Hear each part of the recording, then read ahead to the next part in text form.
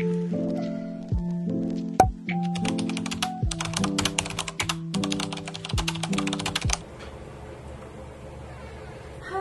good morning. Take your seat. Good morning po.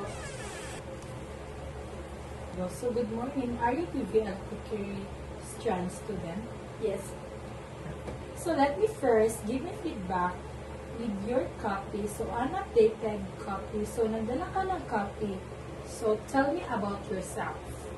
Good morning, Mom. Thank you for giving me an opportunity to introduce myself. My full name is Alea Marie Percopalacion. I am 17 years old. I live in Purok 19, Balay Bagua, Playa. I am a highly organized and hardworking individual looking for a responsible experience. I am a creative thinker.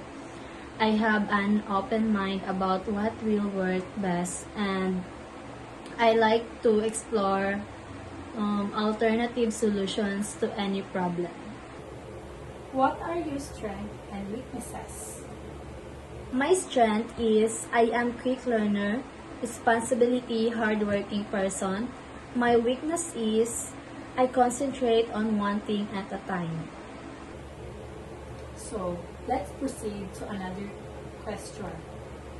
What do you think you qualified for this position or course? I am committed to learning various cooking techniques and creating delicious dishes that showcase creativity and precision. What do you see yourself after 5 years from now?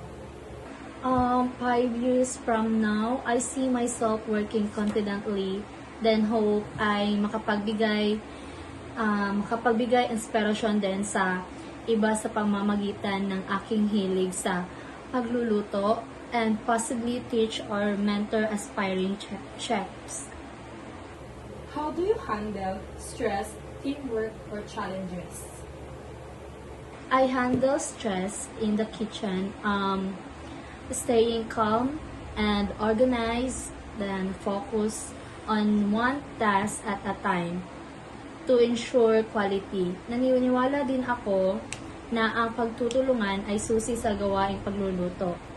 So, I communicate and support my teammates to overcome and challenges together. What makes stand out from another applicants? I stand out because I bring a unique combination of passion, dedication, at malakas na pagpayag na matuto at lumago sa bawat pagkakataon. So, okay. Thank you, Miss Recopilation. That's all. Thank you.